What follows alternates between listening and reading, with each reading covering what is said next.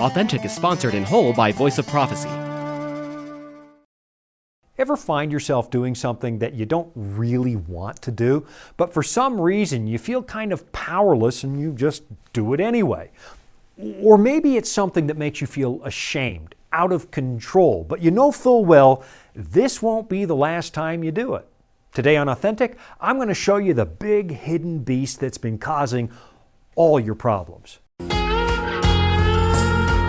Welcome to Authentic. Shawn Boonstra explores real existential questions about the meaning of your life and how you can live a genuine human existence. Listen every week right here on this station or on your favorite podcatcher. Here's Shawn with this week's episode of Authentic.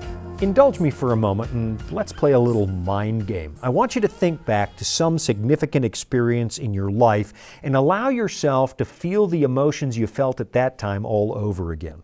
Maybe it was something that made you angry, or maybe it was something tragic that gave you overwhelming sadness. Something made you cry. Something made you laugh. Something made you seize up with panic.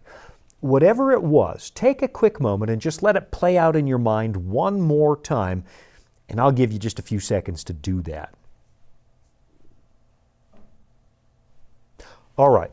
Hopefully that gave you enough time to dig around in your memory to find something fairly significant. Here's what I want you to notice about this. It was some kind of external stimulus that made you feel that way. So let's say you were thinking about something that really made you angry. What happened to cause that? It was some kind of trigger from outside your own mind that provoked an emotional response. You didn't consciously decide to get angry. You didn't sit down and reason your way into that emotion using your logic. Something else made you mad. And when it happened, you didn't seem to have a lot of control. The same thing happens when you cry. Let's say you're watching old home movies and you suddenly see your kids the way they were 20 years ago and it moves you. You suddenly realize that the incredible experiences of early childhood are now gone forever, and it provokes this feeling of loss. So again, it was an external stimulus that provoked an emotional response, and you couldn't seem to help yourself. When something funny happens, you laugh. You didn't plan to laugh, and if you've ever been asked to laugh on cue, say as part of a TV audience, you know that forced laughter doesn't sound at all like the real thing. It's an autonomic reaction, something you do without thinking. It comes from a place of automatic instinct, not from a place of careful deliberation and reason. And the more you pay attention to this, the more you start to realize that most of your day-to-day living operates at a basic level of instinct. You don't plan to breathe, even though you can breathe deliberately for a few minutes. You don't plan to blink, even though you can force yourself to do that for a few minutes. You don't plan to jump when somebody scares you. It all happens subconsciously. So here's the problem that presents for the average human being. Over the centuries, we've managed to convince ourselves that we're mostly rational, that we live a very deliberate existence. We craft our lives through the power of our reason. But in hindsight, as you look back over the major events of your life, you start to realize that even though you did make a number of rational choices, and you occasionally did control your destiny, you were mostly carried forward by unseen forces, things that appear to be beyond your control.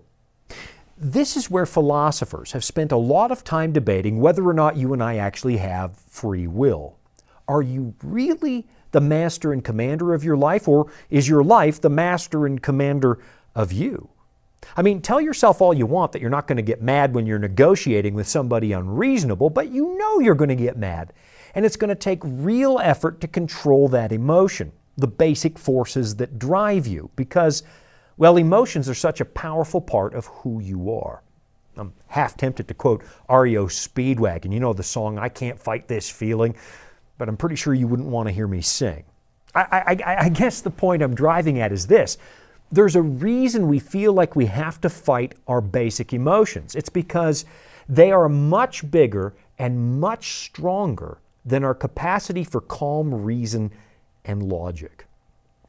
The best-selling psychologist Jonathan Haidt compared this basic instinctual part of your brain to a really powerful elephant. And he said that your logical brain is like a tiny little jockey, a little rider sitting on the elephant trying to tell it where to go. And at the end of the day, the elephant is going to do what the elephant is going to do because he's bigger and stronger. This is the reason it's so hard to convince people to change their minds, even with a carefully reasoned argument. You might be able to persuade them logically. That is, you might be able to convince the tiny rider on the elephant that you're right. But the elephant is much stronger, and things like intuition or emotion will almost always override your sense of logic.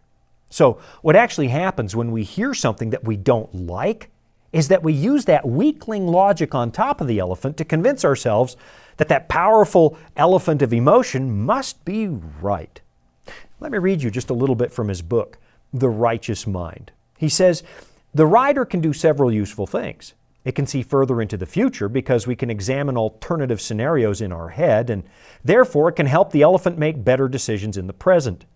It can learn new skills and master new technologies, which can be deployed to help the elephant reach its goals and sidestep disasters. And most important, the rider acts as the spokesman for the elephant, even though it doesn't necessarily know what the elephant is really thinking. The rider is skilled at fabricating post hoc explanations for whatever the elephant has just done, and it is good at finding reasons to justify whatever the elephant wants to do next. Once human beings developed language and began to use it to gossip about each other, it became extremely valuable for elephants to carry around on their backs a full-time public relations firm. So I'm sure you can remember a few times that you were having an argument with somebody and you kind of knew you were wrong, but then these deep-seated emotions pushed all your pride buttons and you kept from admitting you were wrong. You allowed emotion and instinct, the elephant, to override your reason. And that's the way that most of us operate most of the time. This was one of the big talking points for the 19th century German philosopher Arthur Schopenhauer, who was an unrelenting pessimist.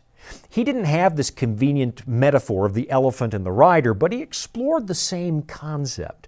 And as you can see, he used an awful lot of pages to do that exploration. His major work is called The World as Will and Idea. And I'm not going to even pretend that we can summarize this whole book in just a few minutes. In fact, I'm not sure I'd want to. But here's what Mr. Schopenhauer observed. There's a basic force that drives everything around us, from the lowliest plant to the most rational philosopher. And this force is something Schopenhauer called the will to survive and the will to reproduce. Now, when you and I hear the word will, most of us tend to think of a conscious, deliberate thought process. But Schopenhauer meant something deeper. He was referring to the basic instinct, the elephant, instead of the rider. And that, he says, is what drives everything. So, for example, we're pretty sure that plants and trees don't contemplate the future, but something still makes them do what plants and trees are going to do. They grow toward the sun. They convert daylight into sugar. They produce seeds so that we get another generation of plants. Nobody apparently plans this. Nobody sits down and educates the plants on how to do these things. It just happens, as if there's an invisible force, the invisible will of the universe pushing the process along. Now, of course, you and I are not plants, so we're different because you and I actually plan our day. In fact, we tend to plan our whole lives. We choose things like our occupations or our spouses or what we're going to do for a living or where we're going to live. Compared to plants, we live a very well-contemplated existence. Except that we don't. In hindsight, you'll notice that most of what happens to us is outside of our control. You might head into your early 20s full of optimism and enthusiasm, convinced that you've got the world by the tail, but get to the end of your life and look back, and it starts to look more like the world had you by the tail. Most of our time in this world is spent being reactive instead of proactive, and most of our reactions appear to be instinctual. I mean, I'd love to pretend that every decision I've ever made was driven by pure logic, pure foresight. But you and I know that's not true. The hardwiring in our brains that gets there during our early years and the basic instincts of day-to-day existence usually play a bigger role than calm, collected reflection. Now that's not always bad, because sometimes your gut instinct actually makes a better decision than your conscious brain, as Malcolm Gladwell pointed out in his best-selling book, Blink. But right now I've got to take a quick break, so stick around and I'll come back to show you what he says. Life can throw a lot at us. Sometimes we don't have all the answers. But that's where the Bible comes in. It's our guide to a more fulfilling life. Here at the Voice of Prophecy, we've created the Discover Bible Guides to be your guide to the Bible. They're designed to be simple, easy to use, and provide answers to many of life's toughest questions. And they're absolutely free. So jump online now or give us a call and start your journey of discovery. This is Authentic with Shawn Boonstra and the Voice of Prophecy. Arthur Schopenhauer argued that most people operate by instinct instead of reason, and we find ourselves hopeless against the forces that just kind of seem to carry us along. Not that basic instinct is a bad thing, because sometimes it works better than your logic. Malcolm Gladwell tells the story of the famous Getty Museum and the day it bought a rare ancient statue in 1983. The statue looked remarkably well preserved. It appeared to be priceless, so they borrowed it and examined it meticulously for 14 months before agreeing to buy it. And wouldn't you know it, after all that careful deliberation, it was a fake. Something that one of their trustees actually said out loud the first time he saw the statue. Guys, something here doesn't feel right. So in that case, the elephant was more useful than the rider. The instinct was better than the logic. And so sometimes snap decisions actually prove to be better than careful deliberation. But that would only be true if the elephant is well trained, if your ingrained emotion actually matches the real world. Train up a child in the way he should go, the Bible says, and when he is old, he will not depart from it. This is why parenting is such a big responsibility, because how you train the elephant in the first couple of years is how your child is going to respond to the world for the rest of his or her existence. And once the elephant is powerful and fully grown, it's very hard to change direction because the elephant has a mind of its own. So back to Schopenhauer now, because when he looked at this battle between the unconscious forces that drive you in your logical mind, he essentially came to the conclusion that you and I don't have free will. He taught that human beings behave illogically because we are driven by the unconscious will to survive. One of the examples he gave is our drive to reproduce, to create endless new generations of human beings.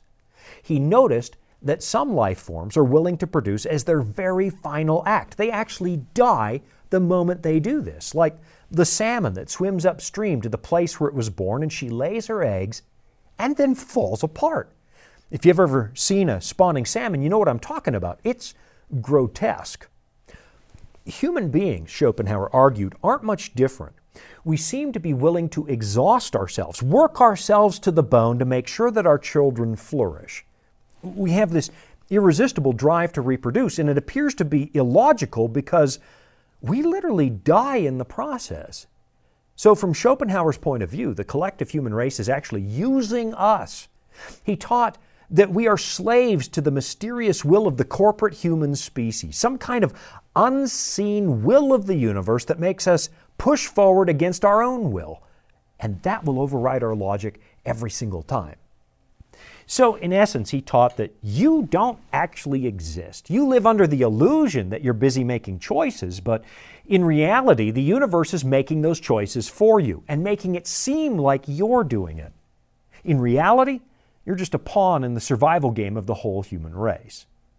That, Mr. Schopenhauer argued, makes the world an evil place. At the very best, he said, you're going to spend the rest of your life just trying to avoid pain. And in trying to accomplish that, you're going to make a lot of irrational decisions, and, well, avoiding pain's about the only pleasure you can hope for. It's a pretty bleak point of view. Schopenhauer pointed to Dante's Inferno, which was a poetic description of hell, and he said, where did Dante get that? From the horror and pain of real life. But when it comes to describing heaven, we have to do that with our imagination. Now, I'm about to start picking Mr. Schopenhauer apart, but before I do that, let me tell you where I think he was right. There really is a powerful component to emotion, and there really is a force that drives us, sometimes against our will. You find this in the writings of the Apostle Paul, and I'm guessing you can probably identify with what I'm about to read. And we'll read quite a bit of this because it's important. Here's what he says. For what I am doing, I do not understand. For what I will to do, that I do not practice. But what I hate, that I do. So you have a situation where something keeps overriding your conscious choice. The elephant is more powerful than the rider. He continues. If then I do what I will not to do, I agree with the law that it is good. He's talking about the moral law of God. But now it is no longer I who do it, but sin that dwells in me. So from Paul's perspective, the elephant has a name, and the name he gives it is sin.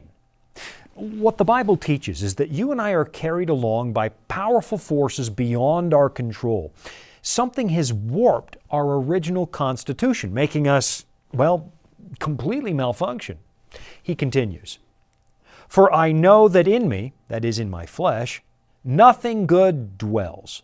For to will is present with me, but how to perform what is good I do not find. For the good that I will to do, I do not do. But the evil I will not to do, that I practice. So you see it again. The elephant always wins. Now, if I do what I will not to do, it is no longer I who do it, but sin that dwells in me. I find then a law that evil is present with me, the one who wills to do good. For I delight in the law of God according to the inward man. But I see another law in my members, warring against the law of my mind and bringing me into captivity to the law of sin which is in my members. O wretched man that I am, who will deliver me from this body of death? So what we have is Paul sitting on the elephant, and he can't seem to control it. His mind wants to obey God. He wants to do what's right, but the elephant is completely contrary to everything that God stands for. It refuses to move in God's direction because it's been trained by centuries of human rebellion to go in the wrong path. And if you think that you're going to retrain that ill-tempered elephant through sheer determination, well, you're in for a rude awakening because you're not strong enough. The only real hope you have is to get a new elephant, one trained by God Himself. And so we find Paul writing these words a little later in the same book. This is now over in Romans chapter 12. He says, I beseech you therefore, brethren, by the mercies of God, that you present your bodies a living sacrifice, holy, acceptable to God, which is your reasonable service. Now here comes the big part. And do not be conformed to this world, but be transformed, how? By the renewing of your mind, that you may prove what is that good and acceptable and perfect will of God.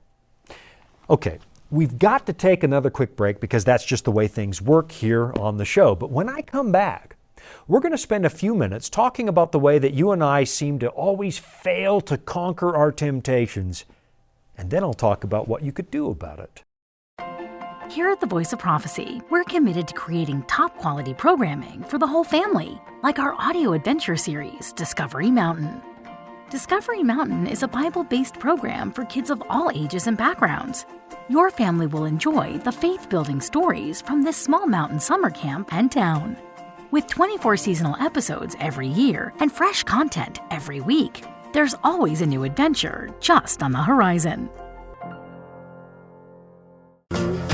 This is Authentic with Shawn Boonstra and the Voice of Prophecy. Jonathan Haidt's metaphor of the rider and the elephant is a really powerful illustration because, well, it is kind of how it works. For the most part, you and I have a lot of trouble overriding the basic instincts that just kind of seem to carry us along against our will. I mean, just think back to all the times you did the wrong thing. And come on, admit it, you've done the wrong thing. And you did it instinctually. You didn't plan to lose your temper. You didn't plan to treat somebody brutally. It just kind of happened in the flow of the moment. And after it happened, the tiny little rider of your reason looks back on what you did, and he goes full time trying to justify it. It's a miserable way to live. Now, the downside of hate's metaphor comes from the fact that it's born from an evolutionary perspective. Jonathan Haidt says the elephant is millions of years older than the rider, and so it's more deeply ingrained in your brain. Some people would call it the lizard brain, the part of your mind that operates by basic instinct. Somewhere along the way, Haidt argues, we developed into this higher, more self-aware being, and we developed a capacity for logic and reason. But that capacity for reason, he says, is a relatively new skill, so it's very weak compared to the elephant. Now, that's largely at odds with the way that the authors of the Bible describe the same phenomenon. According to this book, you were not designed as a slave to passion, and there really is such a thing as free will. In fact, once upon a time, we were made in the image of God with the capacity to learn about Him, to purposely and willfully become more like God, to reflect His perfect character. But then, in a deliberate act of free will, we chose a different path. We chose to untether ourselves from the one who made us. And so the rider pretty much warped the elephant. It was bad reasoning that led to the wrong instincts. And now we're driven by impulses that we were never originally supposed to have. The reason you and I get overpowered by instinct and emotion isn't because we've been evolving. It's actually the opposite. You and I are slaves to our passions because we've been devolving away from the original blueprint. And your twisted drive to do the wrong thing happened because we chose to corrupt our hearts and minds. So, now, you and I pass that badly programmed elephant on from one generation to the next. This is what Christians mean when they say we're all born sinners. And it's at least a tiny little part of what the Bible is referring to when it says that the sins of the fathers get passed down to the third and fourth generations.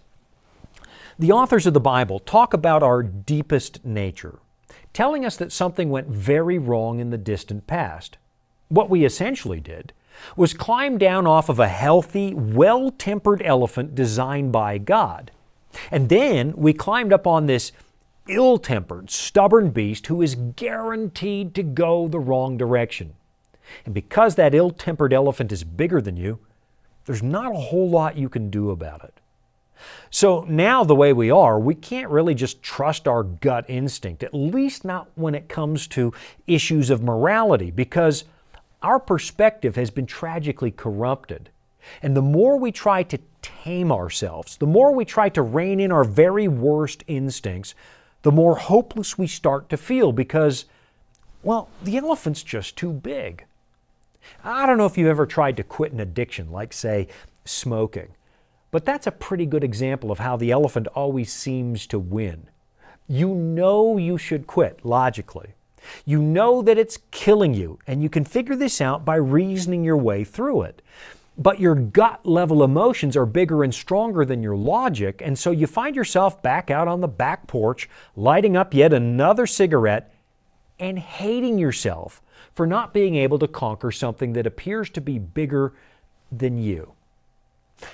That's why the Bible doesn't really talk about taming the elephant or taming your worst instincts. Instead, what this book talks about is letting God kill off the faulty elephant and just give you a new one.